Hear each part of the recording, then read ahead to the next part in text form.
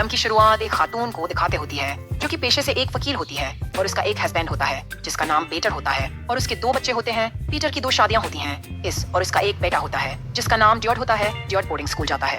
फिर उसके बाद हम ये देखते हैं कि जो ड्यूड की सौतेली माँ होती है वो उसको पसंद करती है और हम ये देखते हैं कि जो ड्यूड की सौतेली माँ होती है वो उसको पसंद करती है और ड्यूड का फादर उसको उसके घर ले आता है। और एनी जो कि उसकी दूसरी बेबी होती है, उसकी 2 बेटियां होती हैं, उसका अच्छे से वेलकम करती हैं। फिर उसके बाद हम देखते हैं कि एनी को हम देखते हैं घर के बाहर पड़ी एक की चेन नजर आती है।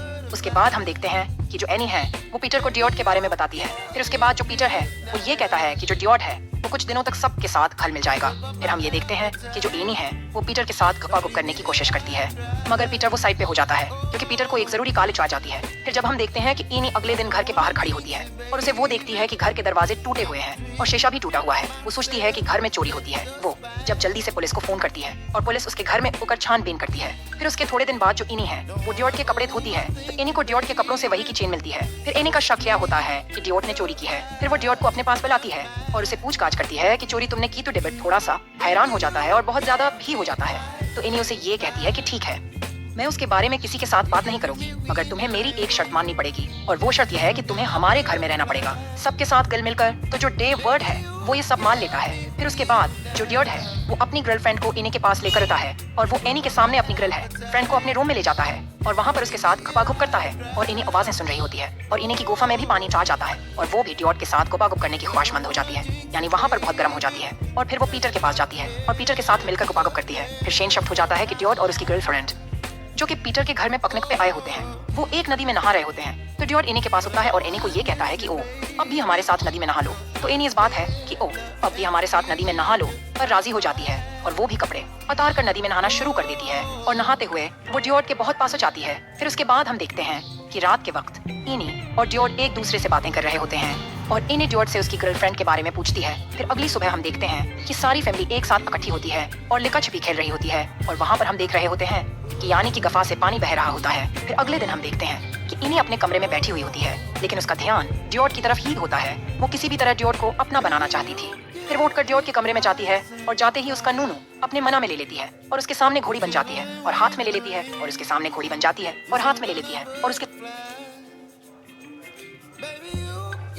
घोड़ी का खूब मजा लेता है और उसकी सवारी करता है। तो ड्यूड के साथ उसका मन नहीं भरता। फिर उसके बाद वो पीटर के पास जाती है और पीटर के साथ भी गुपागुप करती है। फिर वो हर रोज ड्यूड के साथ मजे करती है और उसके साथ गुपागुप करती है। फिर एक दिन वो ड्यूड के साथ गुपागुप कर रही थी तो ऊपर से पीटर जाता है और पीटर अपनी बेटियों से पूछता है कि आईनी कधर है। तो उसकी बेटियां कहती हैं कि हमें नहीं पता।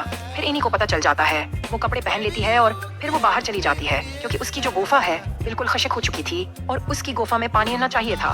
फिर वो ड्यूड को लेकर जंगल में चली जाती है और वहाँ पर अपनी गुफा का पानी पूरा करवाती है और खूब एंजॉय करती है और गुपागुप करती है। मगर वहाँ है पर एनी की जो बहन होती है उसे देख लेती है और फिर वो एनी उसके पास जाती है और उनको समझाने की कोशिश करती है मगर एनी बिल्कुल ड्यूड के प्यार में अंधी हो चुकी थी। उसे हर हाल में ड्यूड ही चाहिए था। फिर उसके बाद एनी ड्यूड को जंगल में ले जाती है और ड्यूड को कहती है कि हमारा रिश्ता और प्यार यहीं तक था, अब अपने रास्ते और मैं अपने रास्ते। फिर उसके बाद जो पीटर है वो एनी को ये कहता है कि ड्यूड बोर्डिंग स्कूल ले जाना चाहता है लेकिन जो एनी है वो ये कहती है कि ड्यूड हमारे साथ अच्छी तरह से घुल मिल नहीं पाया।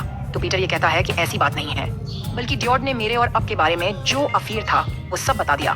तो एनी कहती है कि मैंने ड्यूड को इतना प्यार दिया लेकिन वो कभी समझ नहीं पाया। वो मुझे और तुम्हें एक दूसरे से अलग करना चाहता है। फिर हम ये देखते हैं कि जो एनी है वो पीटर को बुरा भला कहती है और उसे गुस्सा करती है। वो ये कहती है कि ड्यूड को मैंने उतना प्यार दिया लेकिन ड्यूड ने मेरे साथ किया क्या। वो घर छोड़ने पर मजबूर हो जाती है मगर जो पीटर है वो एनी को समझाता है और ये कहता है कि तुम ऐसा ना करो। फिर हम सुबह देखते हैं कि जो पीटर है वो डेविड को डांट रहा था, उस पर गुस्सा कर रहा था और ये बोल रहा था कि तुमने घर में चोरी की है।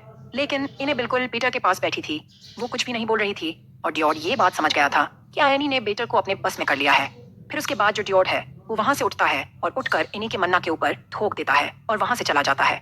फिर हम ये देखते हैं कि अगले दिन सब लोग क्रिसमस की तैयारी कर रहे होते हैं और ड्यूड अपने बाप पीटर से मिलने होता है लेकिन एनी उसे मिलने नहीं देती और उसे घर से बाहर ही निकाल देती है। फिर ड्यूड का कुछ पता नहीं चलता। 1-2 मंथ बाद उसका कोई पता नहीं चलता। फिर वो पुलिस को भी इन्फॉर्म करते हैं मगर ड्यूड का कुछ पता नहीं चलता। वो इन सब से बहुत दूर चला गया था। फिर किसी ने उनको अकर बताया कि ड्यूड की मौत हो चुकी है और वो मर चुका है लेकिन एनी वो बहुत रोती है और अपने आप पे गुस्सा करती है कि ड्यूड ने सिर्फ